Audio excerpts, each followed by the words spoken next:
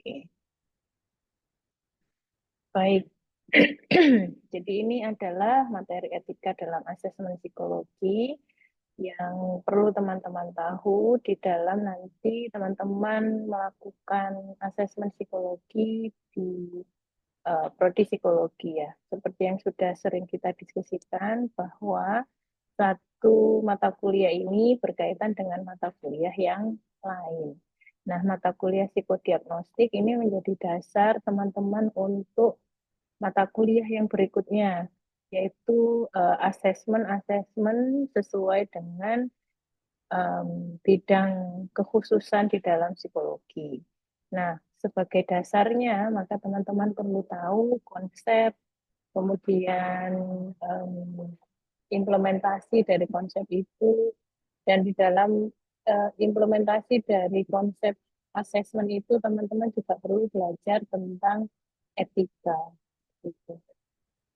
Nah, di dalam asesmen psikologi itu ada beberapa standar acuan yang kita gunakan untuk mempelajari etika asesmen psikologi. Yang pertama itu ada ethical principles of psychology and code of conduct. Jadi ini punya American Psychological Association ya. Ini juga menjadi rujukan utama prinsip-prinsip etis di dalam kajian psikologi dan uh, apa ya etika-etika yang terkait di dalamnya.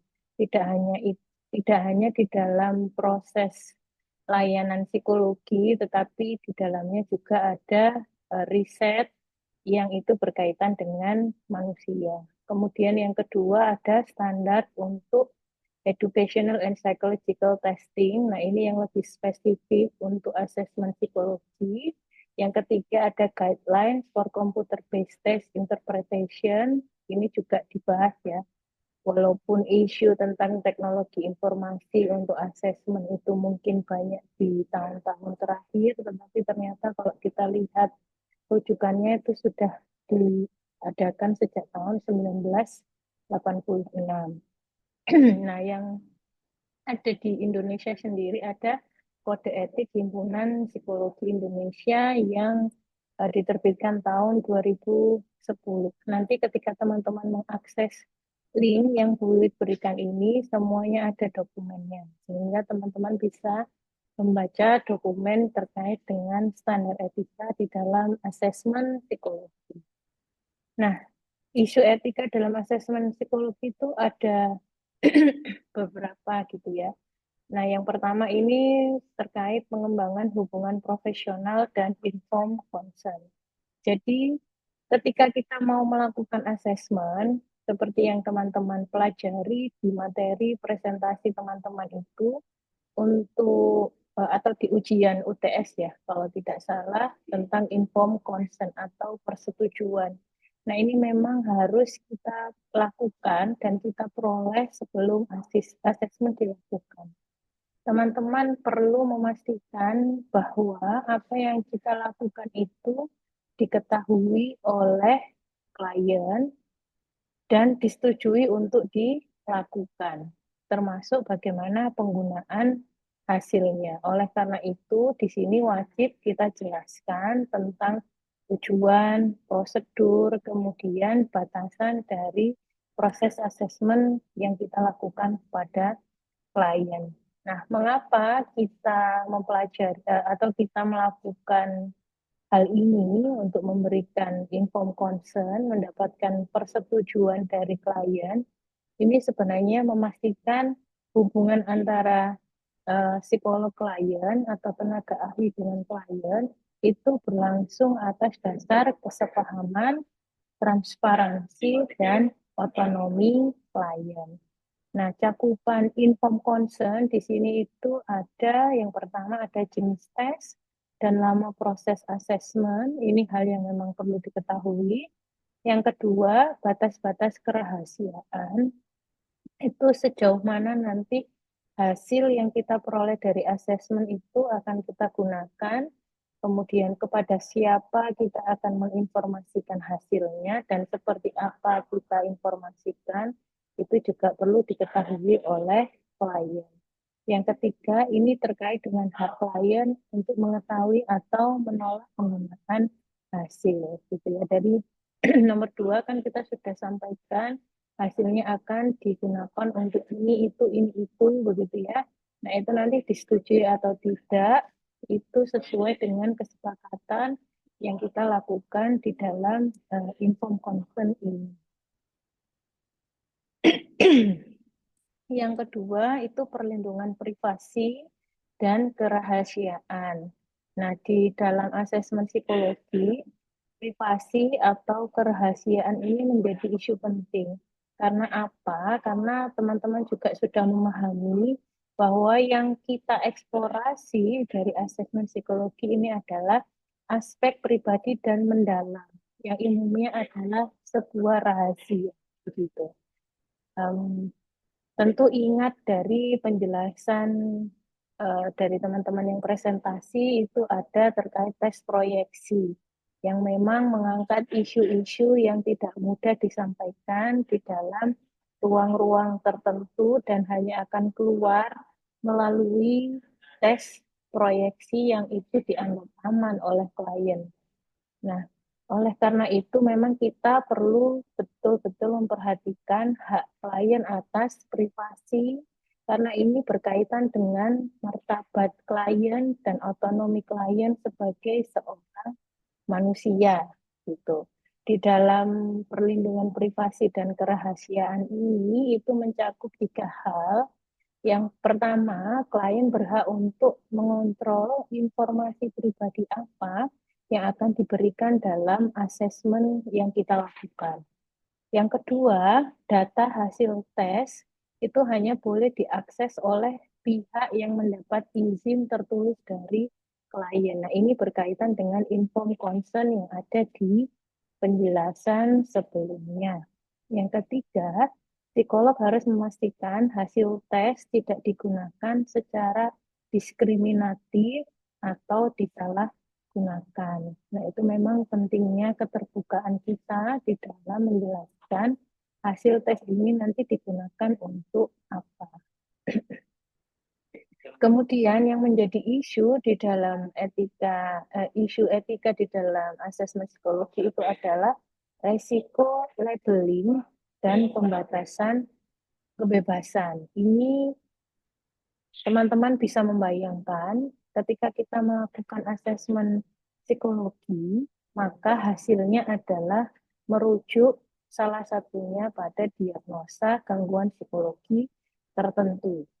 Nah, ketika hasilnya itu dari hasil asesmen yang kita lakukan kemudian melekat pada individu atau pada klien yang mengikuti asesmen itu, maka juga ada resiko dari labeling itu. Gitu. Misalnya saja ketika hasil tes itu menunjukkan bahwa seseorang itu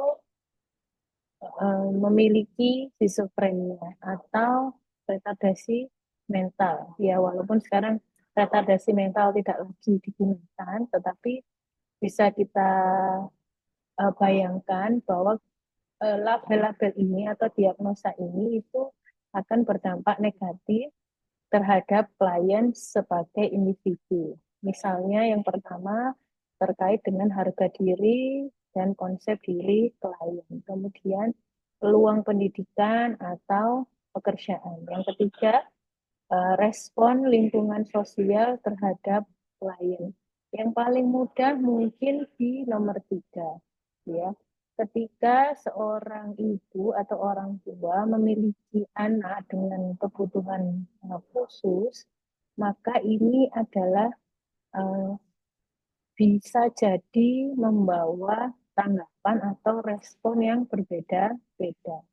Ya, ada orang tua yang bisa menerima kondisi anak dan mengusahakan bagaimana perkembangan dari anak secara optimal. Itu adalah respon lingkungan sosial yang positif. Tetapi ada juga keluarga yang mungkin tidak bisa menerima dengan diagnosa atau dalam tanda kutip label tersebut sehingga memberikan respon atau tanggapan yang pada akhirnya tidak membantu anak untuk berkembang lebih baik begitu.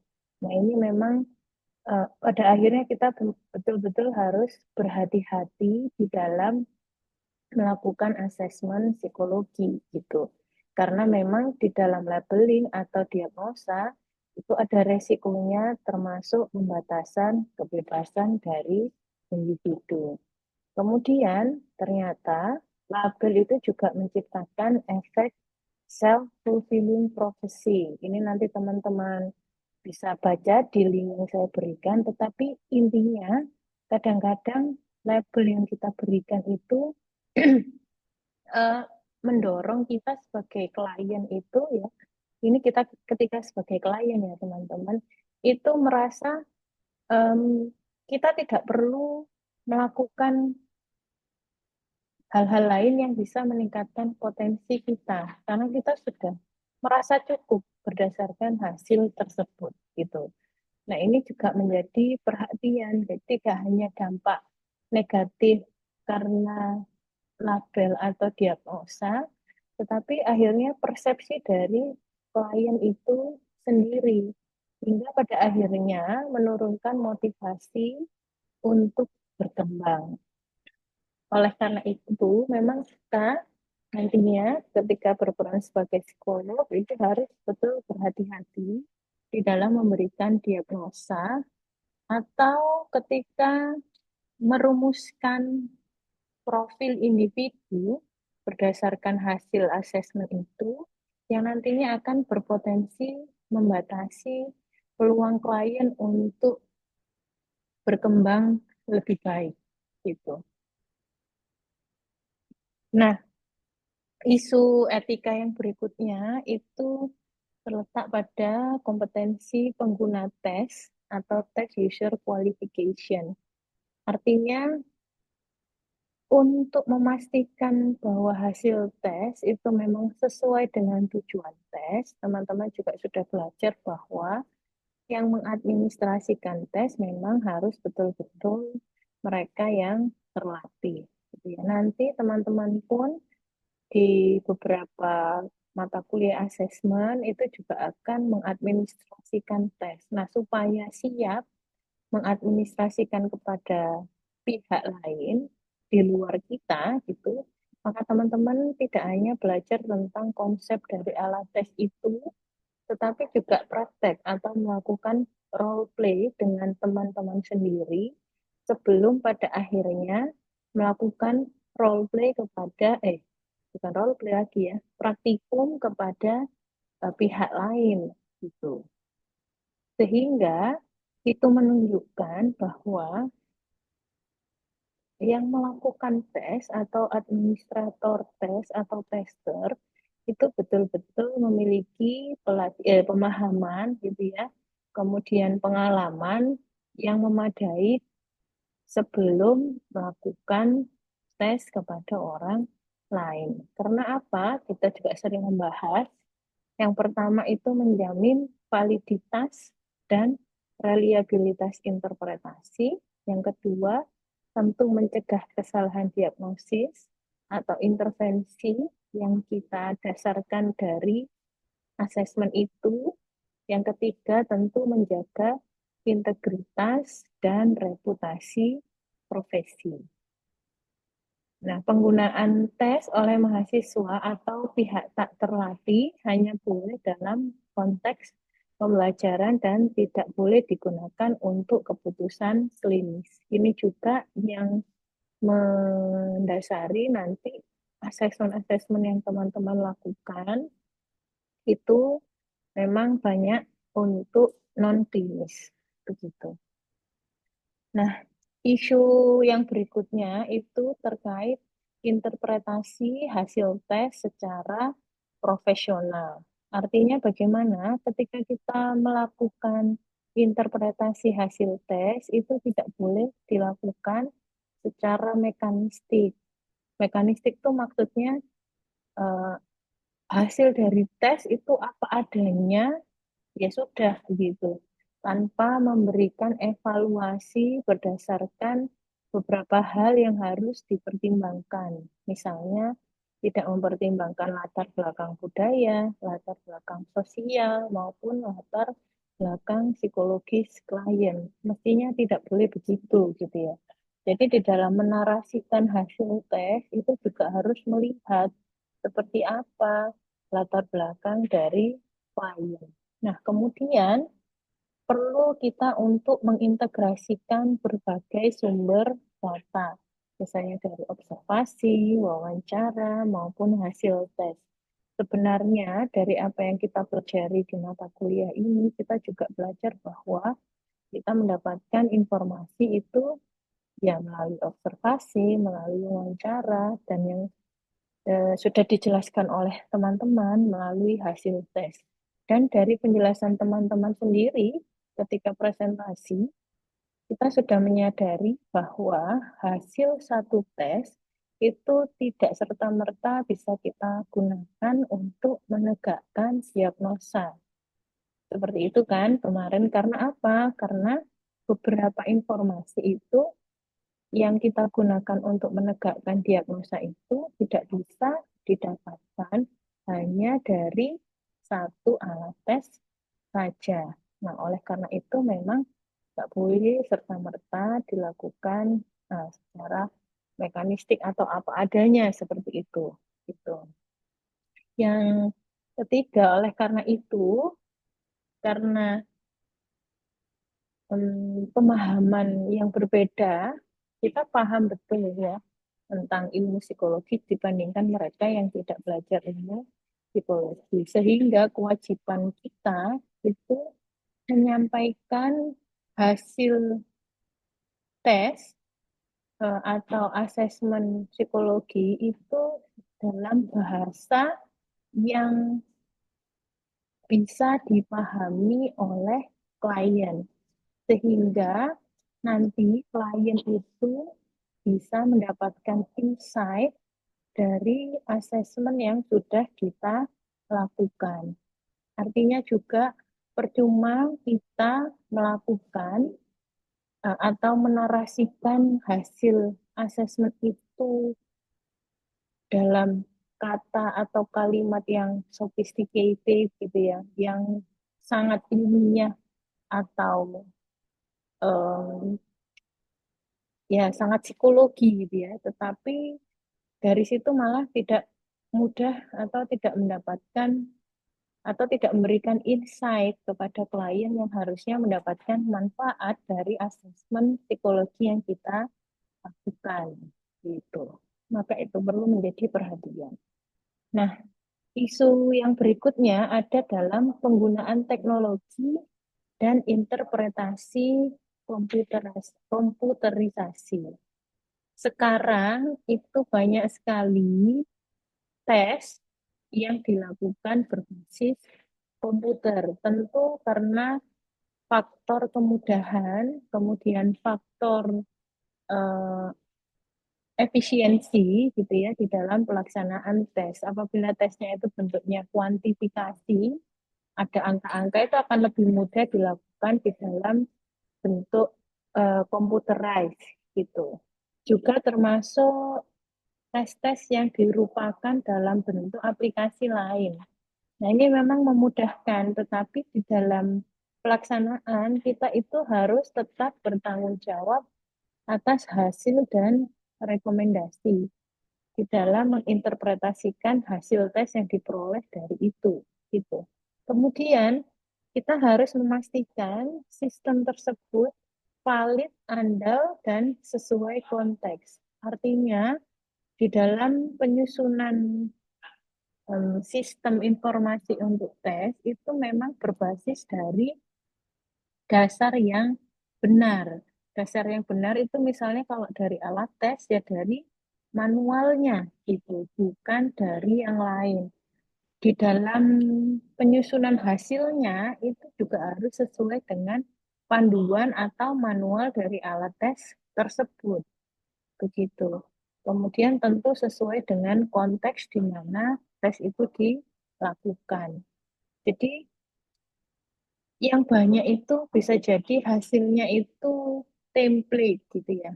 Template bahwa kalau hasilnya ini itu keluarnya seperti ini. Nah, kalau itu hanya sekedar menunjukkan hasil tesnya, tidak apa-apa.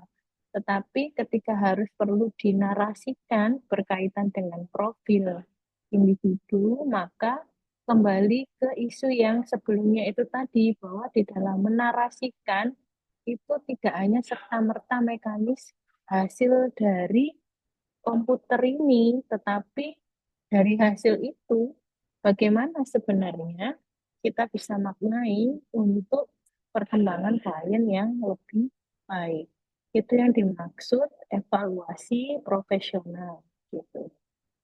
Nah, yang berikutnya ada komunikasi hasil asesmen. Jadi, hasil yang kita lakukan itu memang harus dikomunikasikan secara langsung kepada klien, idealnya gitu ya. Kenapa? Karena bisa jadi yang kita tuliskan itu tidak juga mudah dipahami oleh klien, sehingga perlu ada yang namanya kalau kita sebutnya apa ya, konsultasi mungkin ya, terkait dengan hasil tes, tentu dalam bahasa yang sederhana dan mendukung. Nah, kemudian perlunya juga dikomunikasikan itu bisa jadi ada tindak lanjut yang harus dilakukan berdasarkan asesmen yang kita lakukan gitu.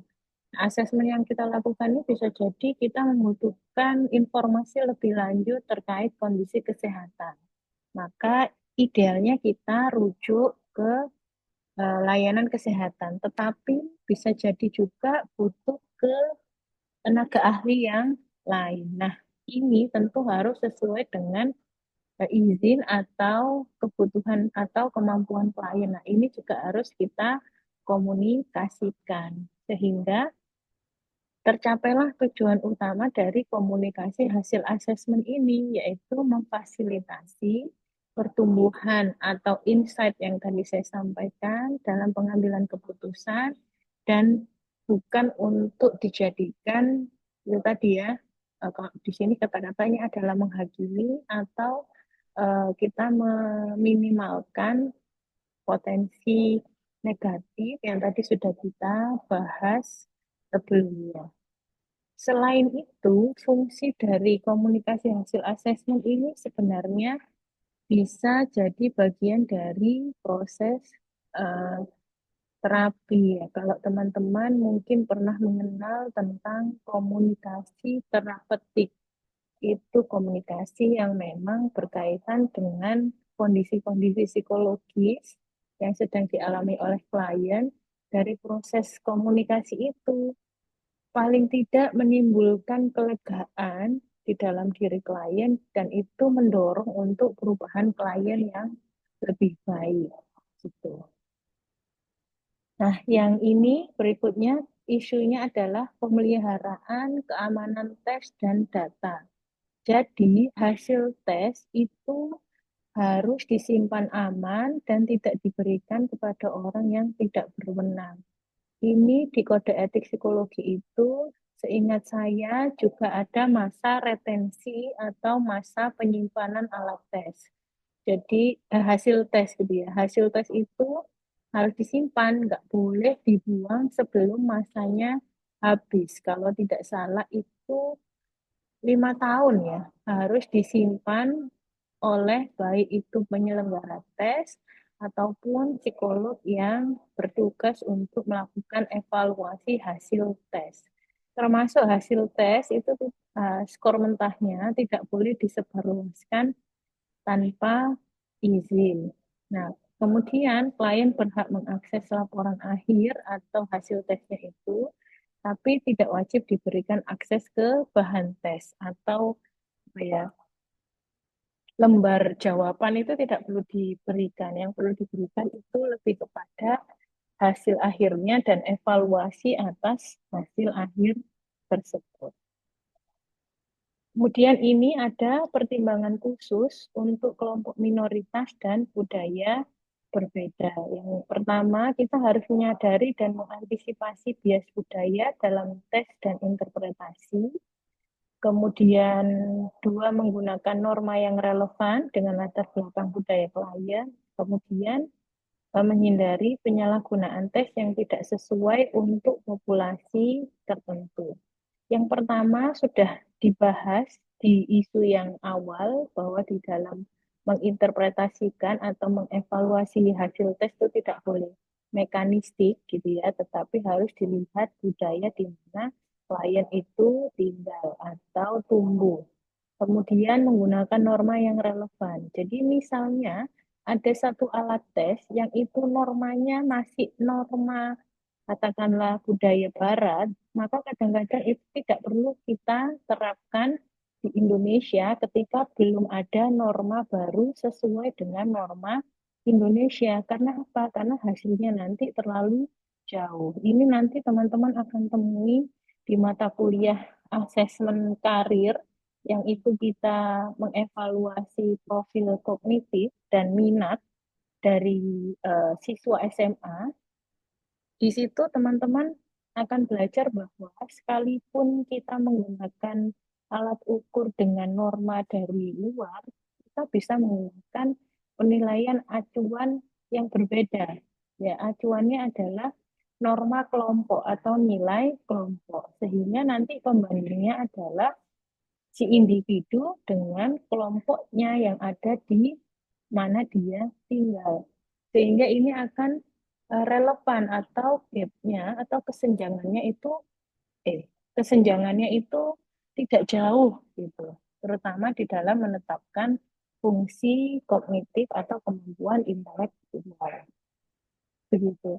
Yang ketiga, menghindari penyalahgunaan tes yang tidak sesuai dengan populasi tertentu. Ini sama ya penjelasan saya untuk poin yang kedua.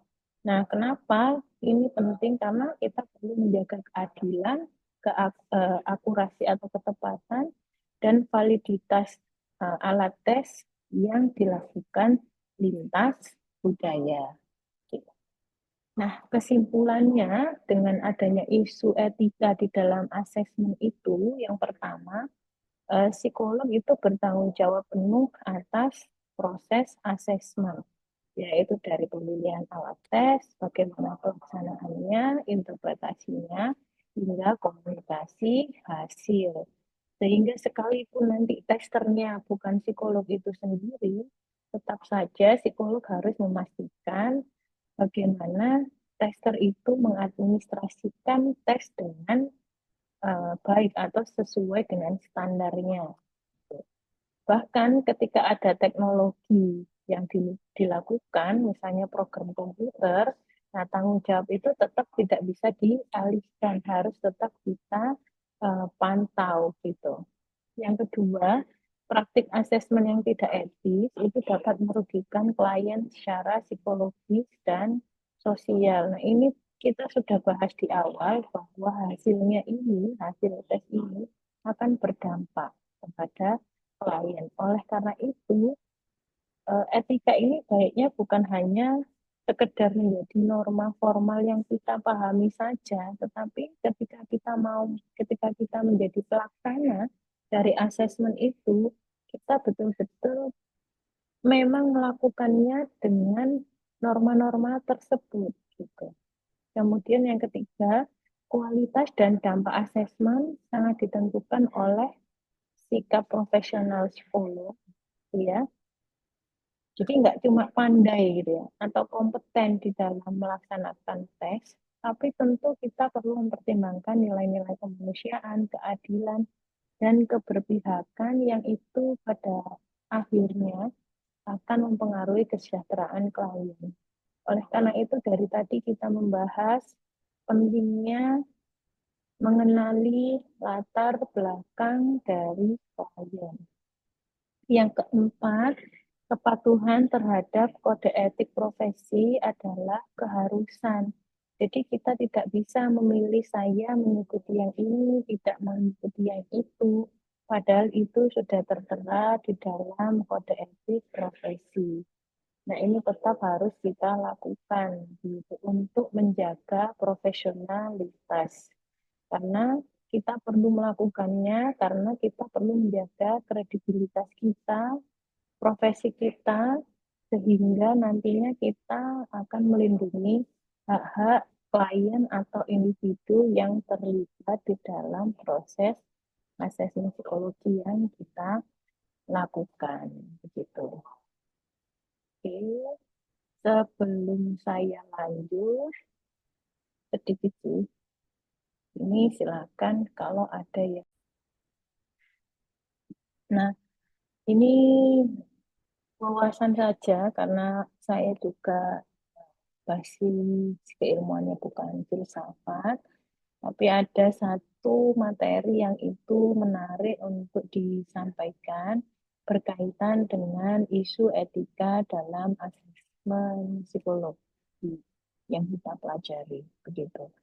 Yang namanya adalah bioetika. Nah, bioetika ini dibangun dari ilmu biologi, kemudian diperluas melintas batasan tradisional, artinya tidak hanya kajian ilmu biologi saja, diperluas untuk mencakup elemen yang paling esensial dari ilmu sosial dan kemanusiaan. Karena ini kaitannya dengan manusia itu sendiri. Bioetika ini penekanannya ada pada filosofi tentang kecintaan terhadap kebijaksanaan. Nah, ini sebenarnya adalah dasar dari etika itu sendiri. Nah, apa sebenarnya kebijaksanaan itu? Kebijaksanaan itu adalah pengetahuan tentang bagaimana kita memanfaatkan pengetahuan kita untuk keberlangsungan hidup manusia dan untuk memperbaiki kualitas hidup. Frasa ini, teman-teman, tentu akan mengingatkan tentang isu-isu etika yang kita bahas sebelumnya di paparan saya yang baru saja, itu bahwa harapannya asesmen psikologi yang kita lakukan ini itu tidak membawa dampak negatif kepada klien, tetapi eh, membantu klien untuk memperbaiki kualitas hidup. Nah, itu dasarnya. Nah, kenapa kita mempelajari bioetika? Karena manusia itu memerlukan etika sebagai guidance, karena di dalamnya itu terangkum kewajiban manusia, tidak hanya terhadap sesama manusia, tetapi juga terhadap biosfer secara keseluruhan. Kalau kita logikakan saja, kenapa tidak hanya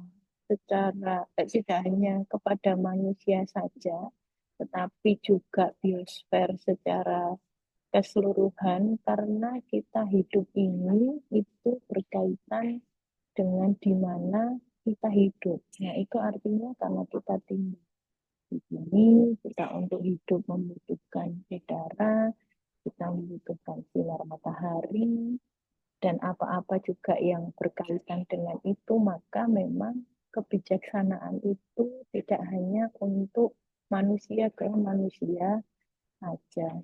Nah, prinsip dasar bioetika itu dimaksudkan untuk menciptakan satu dasar untuk melindungi manusia dalam hubungannya dengan perkembangan sains yang pesat, khususnya dalam biomedis dan bioteknologi.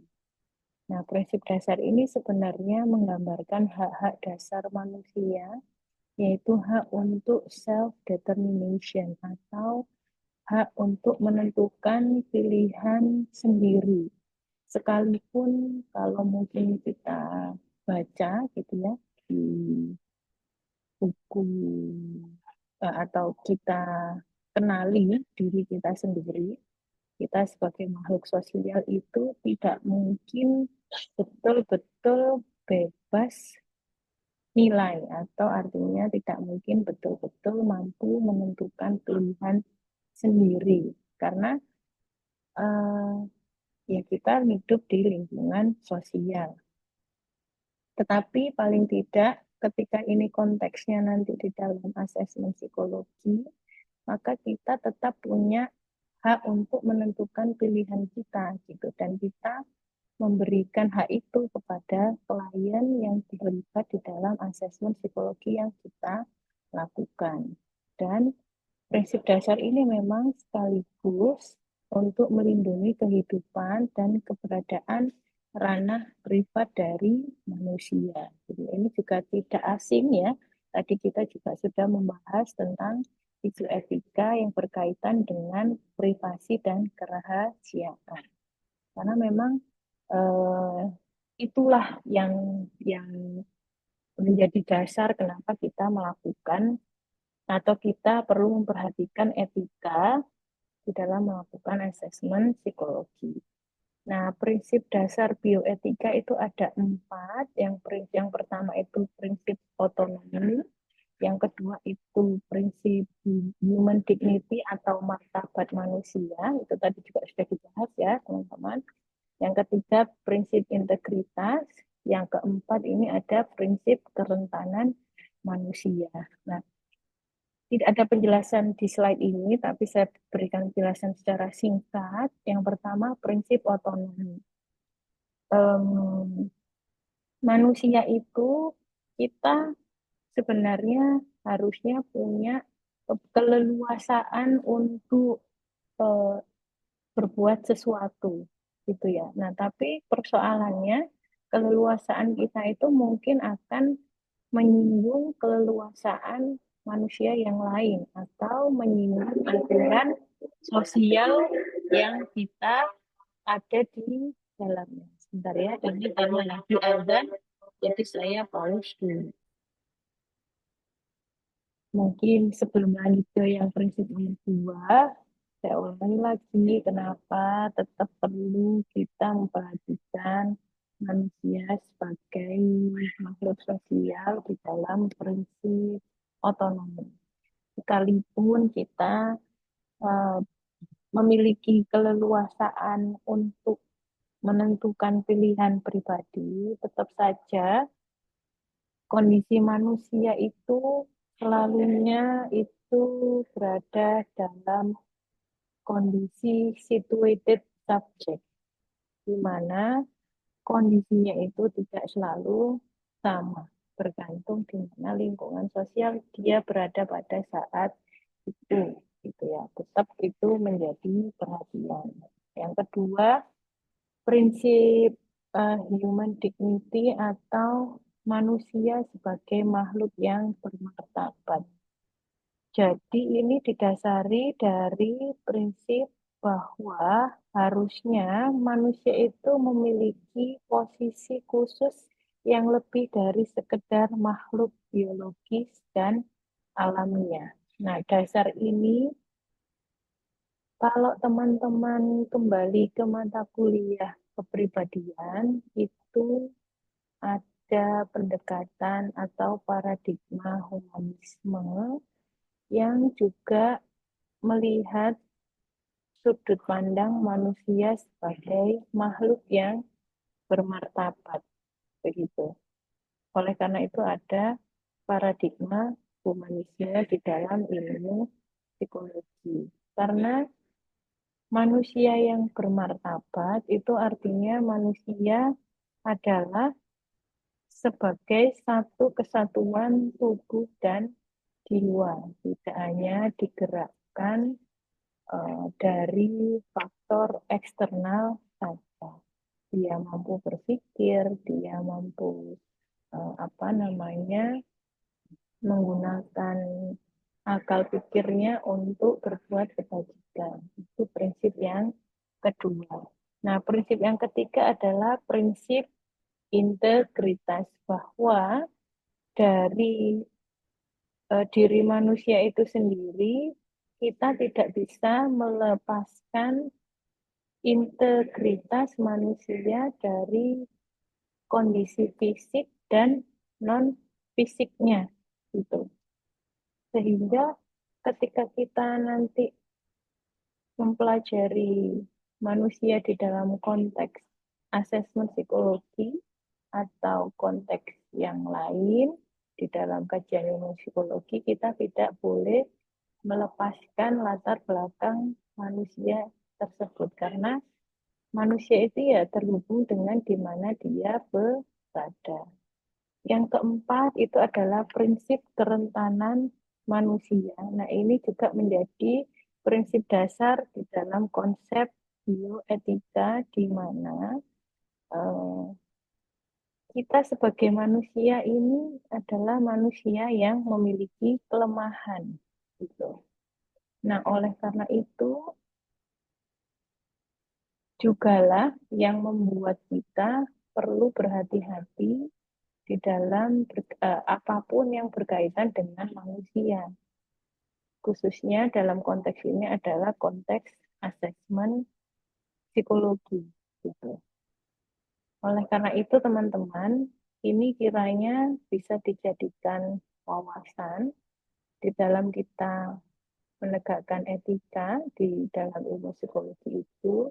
Manusia itu pada dasarnya sekalipun dia punya otonomi atas dirinya, kemudian dia adalah makhluk yang bermartabat, dia tetap tidak bisa dilepaskan dari lingkungannya dan dia tetap makhluk yang memiliki kelemahan. Begitu. Nah, ini saya hentikan dulu recordingnya.